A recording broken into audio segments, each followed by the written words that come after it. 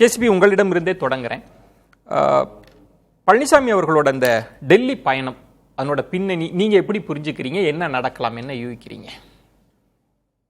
இந்த பயணம் குறிப்பா துணை ஜனாதிபதி திரு எடப்பாடி பழனிசாமி அவர்களும் திரு சிபி ராதாகிருஷ்ணன் அவர்களும் ஒன்றாக 98 நாடாளுமன்ற உறுப்பினர்களாக இருந்திருக்கிறாங்க.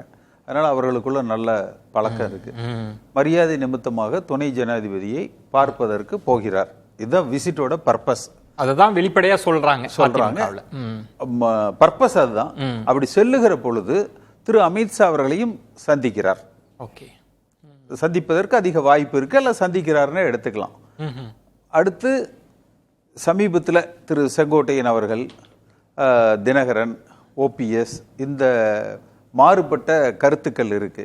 அந்த கூட்டணிக்குள்ள இருக்கிற சலசலப்புகளுக்கு அமித்ஷா அவர்களிடத்துல ஒரு முற்றுப்புள்ளி வைக்க சொல்லி இவர் பேசுவதற்கு வாய்ப்பு இருக்கு. எடப்பாடி பழனிசாமி அவர்களை கூட்டணிக்கு குந்தகம் விளைவிக்க வேண்டாம், அமைதியாக இருக்க சொல்லுங்கள் என்று சொல்வதற்கு வாய்ப்புகள் இருக்கு. கூட்டணியிலேயே இல்லை, இப்ப அதானே சிக்கல், எல்லாம் வெளியே போயிட்டாங்களே. இல்ல, அதான் இன்றைய தேதிக்கு, அதாவது நயினார் நாகேந்திரன் திரு பன்னீர்செல்வம் ஓபிஎஸோட பேசியிருக்காரு.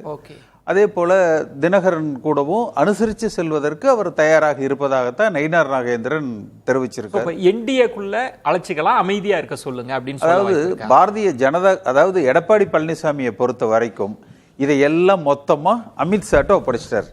சரி, இவர் சொல்ல வேண்டியது அமித்ஷாட்ட சொல்லிடுறாரு. மிச்சம் எல்லாரையும் டீல் பண்ணிக்க வேண்டியது அமித்ஷாவோட வேலை. அது எடப்பாடி பழனிசாமியோட இது இல்ல. என்னதான் சொல்றாரு எடப்பாடி பழனிசாமி? என்ன நினைக்கிறார்?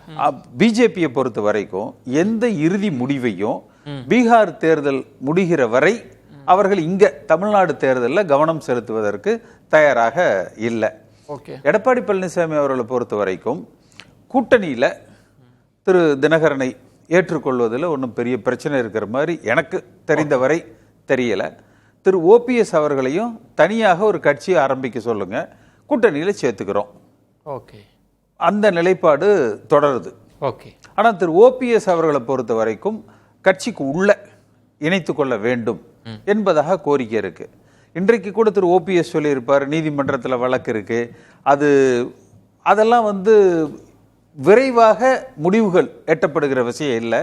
அது பல அப்பீல், பல சூழ்நிலைகள் அது கடந்து தான் போகும். என்டிஏ கூட்டணியை இப்போதைக்கு அமைதியா இருங்க, டிசம்பர் மாதம் பேசிக்குவோம்.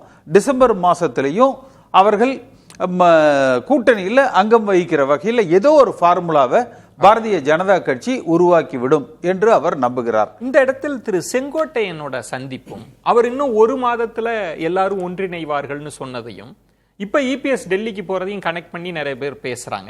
இதை அமித்ஷா வலியுறுத்தலாம், எல்லாரும் ஒன்னு சேரணும்னு. அது நடக்க வாய்ப்பு இல்லையா? செங்கோட்டையன் பொறுத்த வரைக்கும் அவரது ஒரு சென்ற முறை இருந்த அழுத்தம் இந்த முறை செங்கோட்டையனதுல இல்லை. அவர் டெல்லி போயிருக்க கூடாது.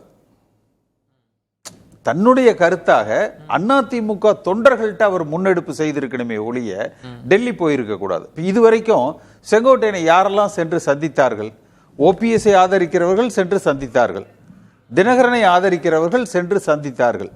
எடப்பாடியோடு பயணிக்கிற பொதுக்குழு உறுப்பினர்களை விட்டுருங்க, அல்லது நகர செயலாளர், ஒன்றிய செயலாளர்களை விட்டுருங்க.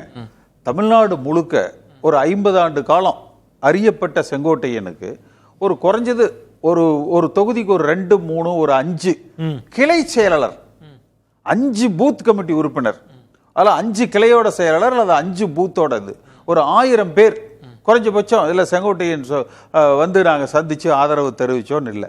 ஆனால் அவர் சொல்லுகிற அந்த கருத்துக்கள் நாங்கள் சொன்னதுதான். நாங்கள் அந்த ஒருங்கிணைப்பு குழுவில் உருவாக்கிய அந்த கருத்து, அது இன்றைக்கு வரைக்கும் அனைவரும் கட்சி ஒன்றிணைய வேண்டும் நீங்க சொல்றீங்க. நீங்க கடந்த அந்த ஒன்றிணைப்புக்கு எல்லாருமே ஆதரவா இருக்கிறாங்க. அந்த இடம் தான் கேசிபி. இப்ப நீங்க தொடர்ச்சியா சொல்லக்கூடிய கருத்து தான் திரு செங்கோட்டையன் இப்ப பேசுறாருன்றது. டெல்லிக்கு போயிட்டு வந்த பிறகு அவங்க புகைப்படத்தை வெளியிடவே இல்லை. வானதி சீனிவாசன் அவர்கள் கேட்கிற கேள்வி, சந்திச்சதா புகைப்படம் இருக்கா காட்டுங்கன்னு. ஆனா இவர் சொல்றாரு, நான் சந்திச்சேன், நிதியமைச்சரை சந்திச்சேன், உள்துறை அமைச்சரை சந்திச்சேன்னு சொல்லிட்டு இப்போ ஒரு மாசத்துல ஒன்றிணைன்னு எப்படி நம்பிக்கையா சொல்றார்? ஏதாவது அவருக்கு யாராவது வாக்குறுதி கொடுத்தாதானே இதை சொல்ல முடியும். இல்ல, செங்கோட்டையனை பொறுத்த வரைக்கும் திரு குருமூர்த்தி அவர்கள் ஏற்பாட்டில் தான் இதற்கு முன்பு அவர் போனது. இந்த முறையும் இப்ப திடீர்னு செங்கோட்டையன் கொடுத்த பேட்டி என்பது ஓபிஎஸ் தினகரனை இணைக்க வேண்டும் என்பதற்கு செங்கோட்டையன் மூலமாக மீண்டும் பாரதிய ஜனதா கட்சி ஒரு அழுத்தம் கொடுக்குது. நீங்க இந்த ஒருங்கிணைப்பு என்பது அவர் சொன்ன கருத்துக்கள் வரவேற்க தகுந்த கருத்துக்கள், ஆனால் அது திரு செங்கோட்டையன் அவர்களது சொந்த கருத்துக்களாக இல்லை, பிஜேபி கருத்தா, குருமூர்த்தி அவர்களது கருத்தை இவர் எதிரொலிக்கிறார் என்கிற பொழுது அந்த அந்த இடத்துல ஒரு அக்செப்ட், ஒரு ரிலக்டன்ஸ் வந்து அதிமுக தொண்டர்கள் இடத்துல வந்து கட்சியை ஒரு மாதிரி ஒரு பலகீனப்படுத்துற செயலாகவும் பார்க்கப்படுது. இந்த இடத்தில் திரு கேசிபி, இது வந்து திரு குருமூர்த்தி அவர்களுடைய கருத்து. இப்ப நீங்க சொன்னதெல்லாம் விட்டுருவோம், தொடக்கத்திலேயே பேசிட்டு வரீங்க. திரு குருமூர்த்தி அவர்கள் இல்லத்துக்கே உள்துறை அமைச்சர் வராங்க.